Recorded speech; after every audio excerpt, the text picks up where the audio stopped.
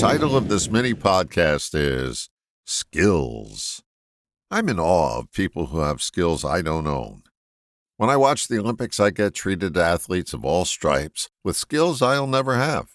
When I watch the DIY network, do it yourself, I witness people with all sorts of mechanical skills I can only dream about. When I read an article online about someone who has invented something that's just mind-blowing, I again am reminded of gifts I don't have. That seems to be our collective obsession, focusing on what we don't have. Now, for some, that's a motivational strategy to get what they want. For most, however, it's a blueprint to stay stuck. We get locked into comparing ourselves to the cream of the crop or photoshopped examples and poo-poo our own skills. The lack of appreciation for our current skill set is what keeps people from taking the next step towards improved skills. Reminds me of a story.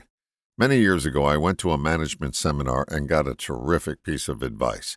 The group leader was asking us to assess the skills of people who work for us on a scale from 1 to 10. He said if a person was a 5 or under, we should consider replacing them, but then offered this piece of wisdom. Regardless of where the person scored on our scale, the initial goal was not to get them to a 10. If they scored a 6, the goal was to get them to a 7. Not 10, not now. How often do we aspire to be a 10 when we're only a 5? That breeds frustration because of our lack of appreciation for where we are. If you can accurately assess where you are, you have a much better chance of getting to where you want to go, as long as you don't expect to leap tall buildings in a single bound. Progress begins when you accept where you currently are. If you diminish your skill set, it's harder to get started. Everyone has skills, but we've been conditioned to discount them if they're not comparable to the leading people in the field or where we want them to be. We may never get to a 10, but that doesn't keep us from progressing if we're moving towards the next number. This is not a strategy to lower your expectations. It's a strategy to overcome inertia.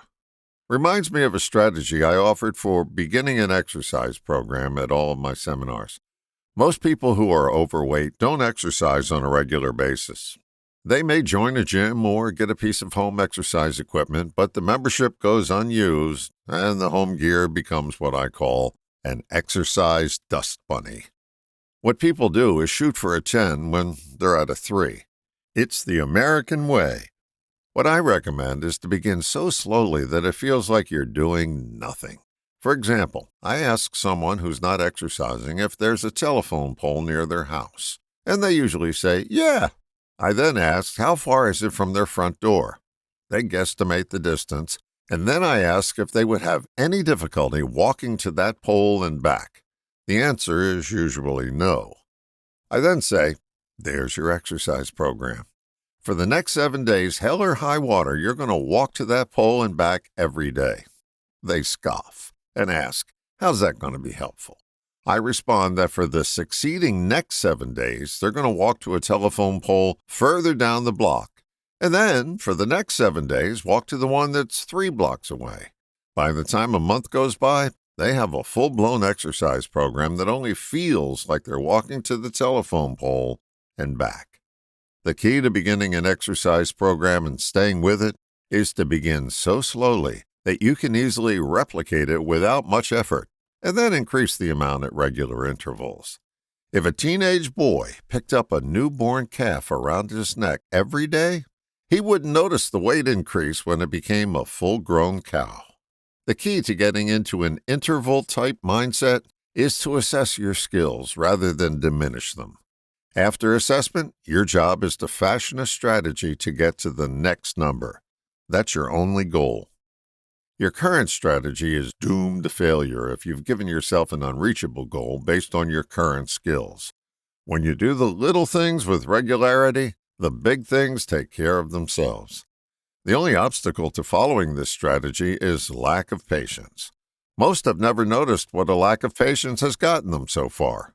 Lots of starts and stops instead of perfecting their chops. Assess your skills today and only shoot for the next number. Then you'll be on your way. All the best, John.